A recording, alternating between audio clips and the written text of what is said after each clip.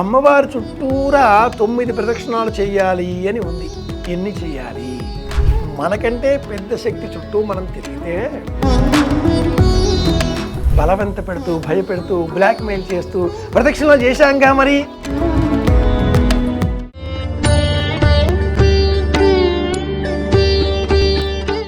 నమస్తే, నేను మీ కాకునూరి సూర్యనారాయణమూర్తి.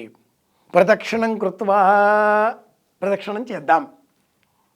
ఆలయానికి వెళ్ళిన తర్వాత ఆలయంలో నందీశ్వరుడు, పరమేశ్వరుడు, ధ్వజస్తంభం లేదా ధ్వజస్తంభం, ఆంజనేయుడు, శ్రీమన్నారాయణమూర్తి, ఇలా ఒక క్రమంలో ప్రదక్షిణ చేస్తూ ఉంటాం. ఇంటిలో కూడా వ్రతం చేసినప్పుడు ప్రదక్షిణ చేస్తూ ఉంటాం. ప్రదక్షిణలు ఎందుకండి? కొంతమంది అవివేకంగా, అత్యుత్సాహంతో వాకింగ్ అంటూ ఉన్నారు. ఇంతకంటే పాపం మరి ఒకటి లేదు. సంప్రదాయం ఆధ్యాత్మిక ధర్మంలో నిన్ను నువ్వే తెలుసుకో, నీవే దైవం అని గుర్తించు అని బోధిస్తుంది. ఆత్మవత్ ఆత్మ, ఆత్మామ ఆత్మని శ్రుత, ఆత్మ హృదయే హృదయమ్మజీ, అహమృతే అమృతం బ్రహ్మణి. సర్వభూతాని, అన్ని ప్రాణులలో కూడా ఉన్నది ఆత్మశక్తి, పరమాత్మ శక్తి. ఈ జ్ఞానం పెంచుకోవడం కోసం ఆత్మ ప్రదక్షిణ. ఆత్మలోన అలా ఎలా తిరుగుతామండి? కన్నులు మూసుకుని తిరిగేటట్లుగా భావన చెయ్యాలి. ఎందుకో నిజమే. ఒక చిన్న ఉదాహరణ చెప్పుకుందాం. ఈ సూర్యుని చుట్టూ భూమి ప్రదక్షిణం చేస్తుందండి. ఓసారి 2 సార్లు కాదు, అలా తిరగడానికి 365 రోజులు పడుతుంది. పైగా తన చుట్టూ తాను తిరుగుతూ, తిరుమలలో కొంతమంది భక్తులు పొర్లుడు దండాలు పెడుతూ ఉంటారే, అలాగా ఈ భూమి చుట్టూ కూడా చంద్రుడు ఇలాగే ప్రదక్షిణ చేస్తున్నాడు. ఒక్కసారి తిరగడానికి ఈ మహానుభావుడికి 27 రోజులు పడుతుంది. పరోక్షంగా ఈ చంద్రుడు భూమి చుట్టూ తిరుగుతూ సూర్యుని చుట్టూ కూడా తిరిగేస్తున్నాడు. మనకంటే పెద్ద శక్తి ఆలయం, భూమి కంటే పెద్ద శక్తి సూర్యుడు, చంద్రుడి కంటే పెద్ద శక్తి భూమి, సూర్యుని కంటే కూడా పెద్ద శక్తి పాలపుంత, మిల్కీవే గ్యాలక్సీ. నానాలింగద్వాతృతూనాం నానా సూర్యత్వం. అసలు మొత్తం సూర్య మండలం కూడా కదులుతూనే ఉన్నది, భ్రమిస్తూనే ఉన్నది. మనకంటే పెద్ద శక్తి చుట్టూ మనం తిరిగితే మనకు కొంత ఏకాగ్రత, శక్తి వచ్చి చేరతాయి. ఎలాగైతే ఒక్క అయస్కాంతం ముక్క పైన అంత చిన్న ఇనప ముక్క పుచ్చుకొని ఆ ఇనప ముక్కను ఈ అయస్కాంతం మీద ఇలా రాపాడిస్తూ ఒకసారిగా తాకి వృత్తాకారంలో తిప్పాలి. మళ్ళీ ఇలా తాకించాలి, రాచి ఆ ఘర్షణతో రాపిడి చేస్తూ మళ్ళీ ఇలా వృత్తాకారంగా తిప్పాలి.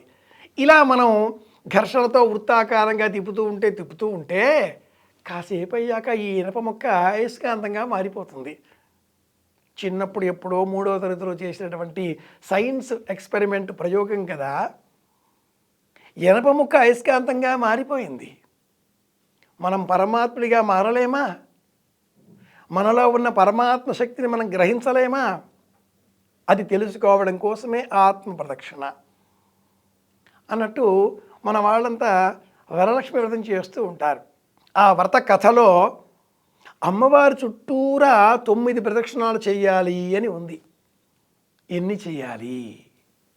1, 3, 5, 7, 9, 14, 27, 58, 108 అసంఖ్యాకం ప్రదక్షిణలు చేసే సమయంలో మన విశ్వాసాన్ని అనుసరించి గణపతికి 14, శివుడికి 12, దుర్గకు 5, నవగ్రహాలకు 9 ఇలా చేస్తూ ఉంటారు. శివాలయంలో 2 ప్రదక్షిణలు, చండీ ప్రదక్షిణ, అనేకమైన ప్రదక్షిణలు పెంచుకుంటూ పోయారు. దాంతో మొదటికే మోసం వచ్చేసింది. ఏం చేస్తూ ఏమో భయం, తెలియని భయం మొదలైంది.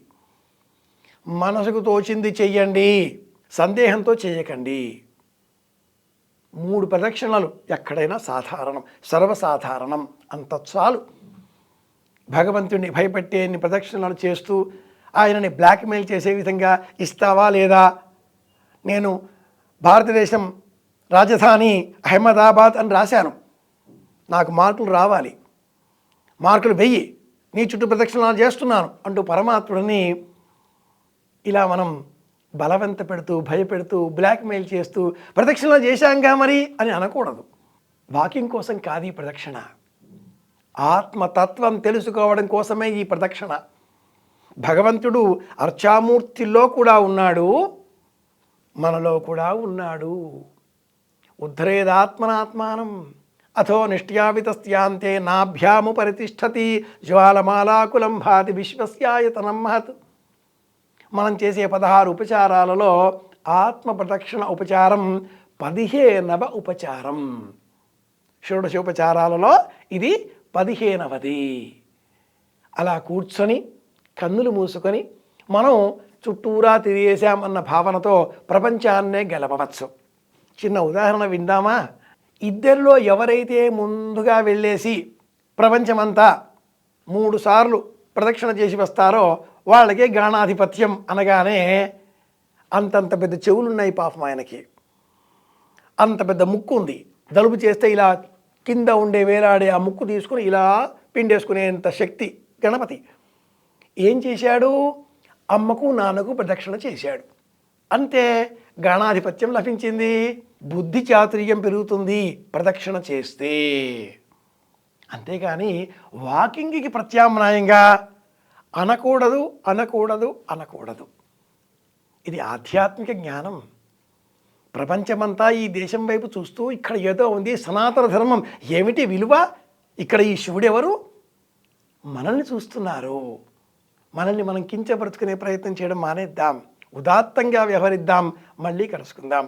వెంకటరమణ శాస్త్రి గారి పెద్దబ్బాయి కాకునూరు సూర్యనారాయణమూర్తి. శ్రీరామ జయం.